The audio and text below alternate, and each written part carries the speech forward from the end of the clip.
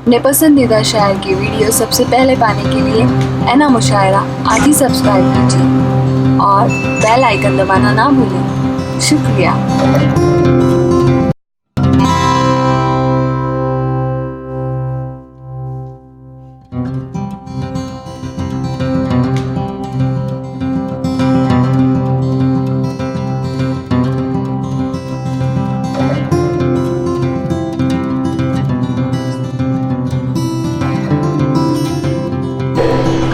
ये बात इसलिए कह रहा हूँ, एक ऐसी अजीम शख्सियत जो लखनऊ से चला और मुंबई का होकर रहेगा, ये अलग बात है।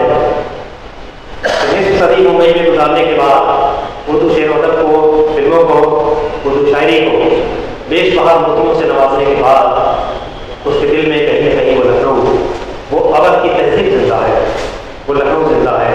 प्रोफेसर सैयद इरतशाद हुसैन, आले अहमद सुरूर, सिफ्ते हसन, कमर रईस, रामलाल, पूरी एक कहकशां है।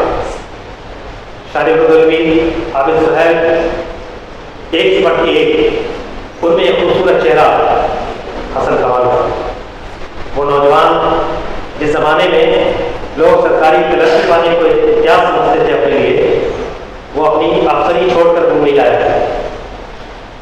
वो एक आला प्रोफेसर से सरकारी नौकरी छोड़ दी थी, वो दीवानगी था, वो मुंबई आए। ये अलग बात है, उनको जानने वाले जानते हैं कि वो जिसके लिए बनाए गए थे वो उनकी शायरी थी, उनकी सहाफत थी, वो कलम की रवानी थी, वो जादू था। वो एक जमींदार खानदान के चश्मो चराग, उनका जिक्र अहले लखनऊ आज भी बड़ी हसरत से करते हैं। वो शहर आरज़ू है, शहर आरज़ू को छोड़ा वो रसूलुल्लाह तक पहुँचे और 50 साल हो गए हमारी फिल्मों और फिल्म से लेकर फिल्म तक एक पूरी कहकशां सजाती हज़रत जनाब हसन कमाल। हमें फ़ख्र है कि आज की इब्तिदाई खिदमत के लिए इम्तियाज़ साहब ने हसन कमाल की बारौना, बाइज़्ज़त और पुरवक़ार शख्सियत का इंतख़ाब किया है। मज़ारी तौर पर आपका ममनून हूँ। ऐसी बारौना दो ज़माने बाद में मैं हसन कमाल साहब से मुलाकात हुई और उन्हें कुछ सुनने का मौका मिलेगा कि सुना है बोले तो बातों से भूल जाते हैं। ये बात है तो चलो बात करके देखते हैं। तो मैं और कुछ कहूँ इससे बेहतर है कि जनाब हसन कमाल से गुजारिश की कि वो माइक पर तशरीफ लाएँ और अपनी इब्तिदाई खिदमत बहुत ही आने वाली कि हमने हसन कमाल को देखा स्टेज पर मौजूद हो शख्सियात, नवाज़ी साहब और तमाम मेरे दोस्त बाकी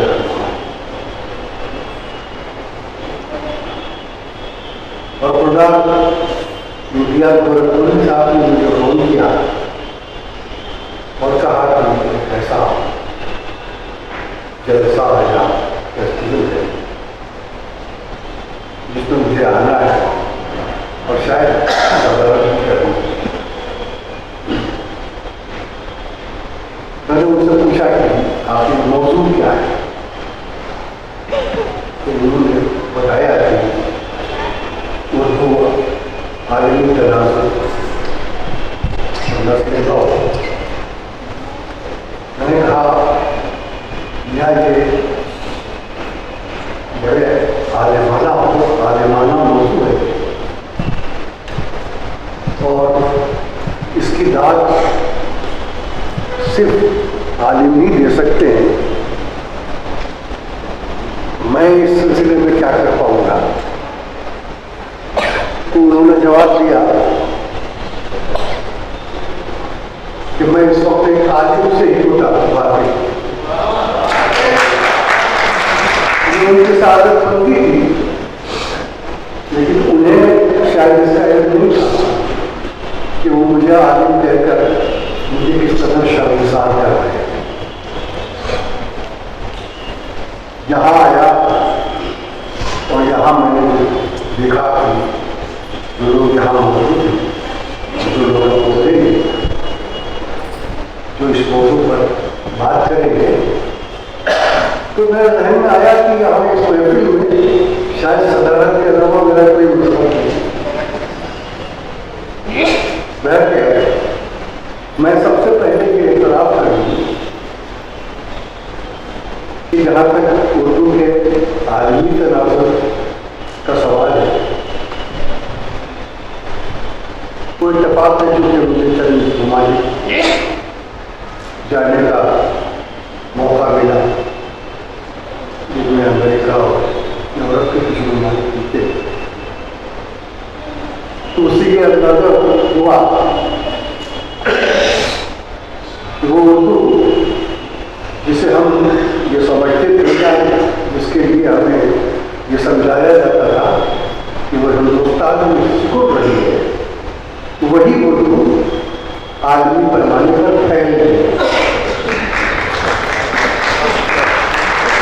क्योंकि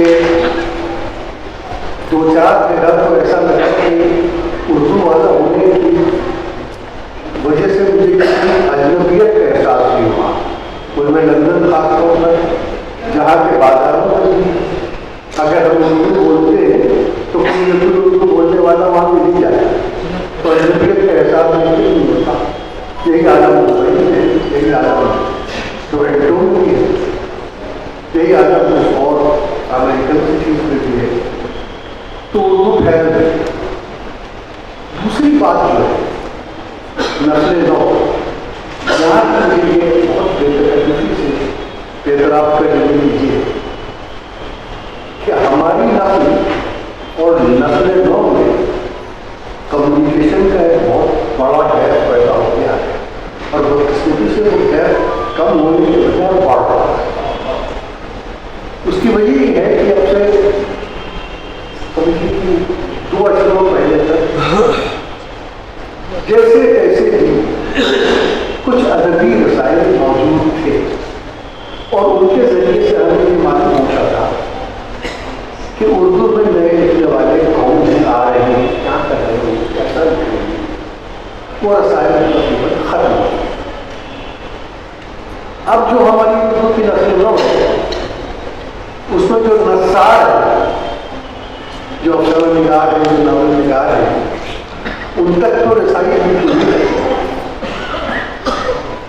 जो शोराए कराम है नई नस्ल के, उनसे मुलाकात का वाहिद जरिया वो मशायरा है, जिसमें चाहे मैं पढ़ने जाऊँ या जिसे मैं चाहे सुनने जाऊँ, जेब में ब्लड प्रेशर की गोली लेकर जरूर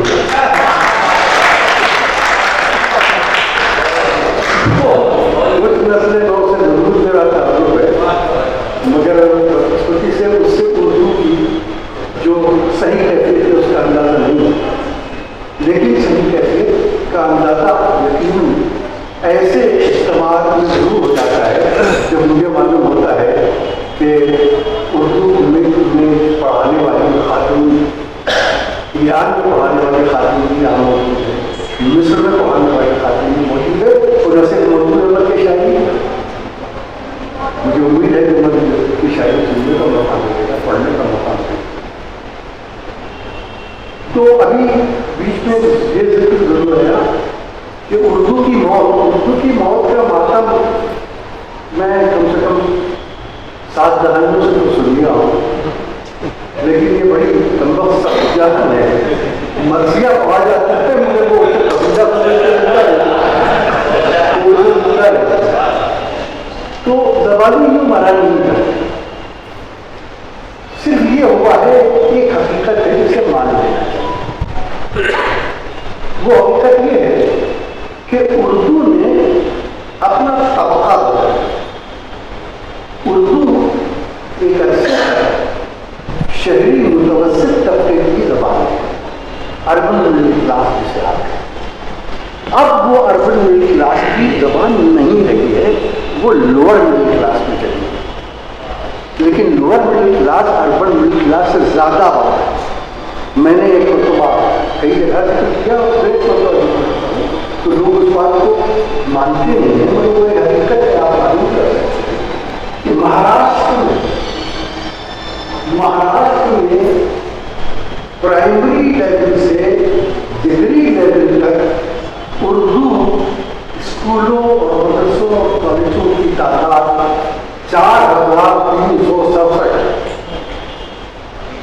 आप अंदाजा लगाइए कि हर साल अगर आप प्री स्कूल 100 स्टूडेंट समझिए तो हर साल कितनी बड़ी खेप बाजार में आती है, कितनी मोहब्बत से बहुत वो लोअर मिडिल क्लास तबका बदल दिया होती है, बेटी को बड़ा तबका भी चली है।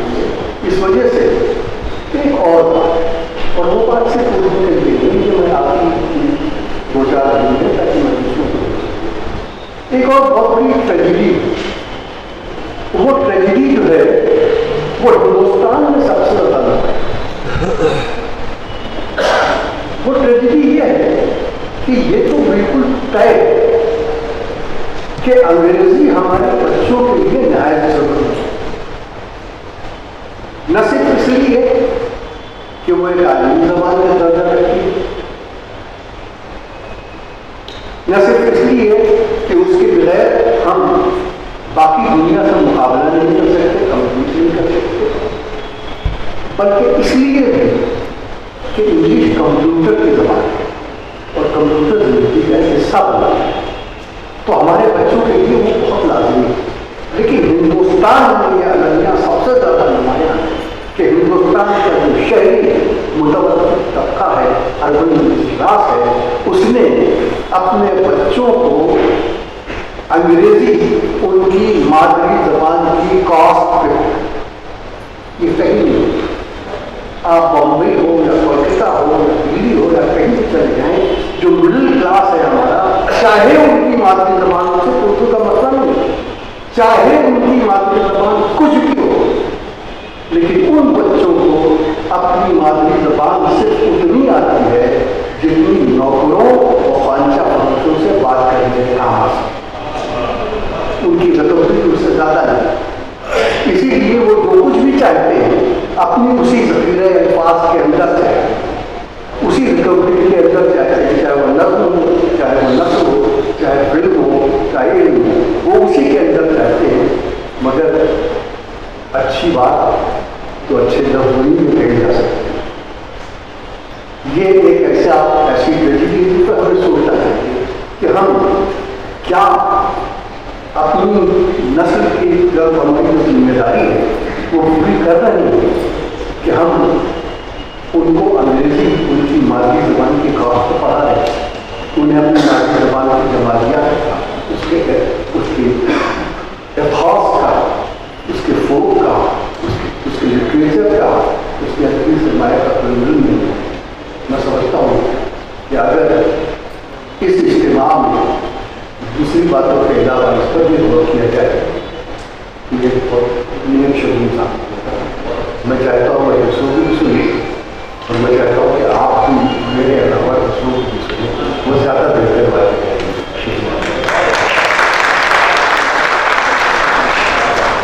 बहुत बहुत शुक्रिया जनाब हसन कमाल साहब, बहुत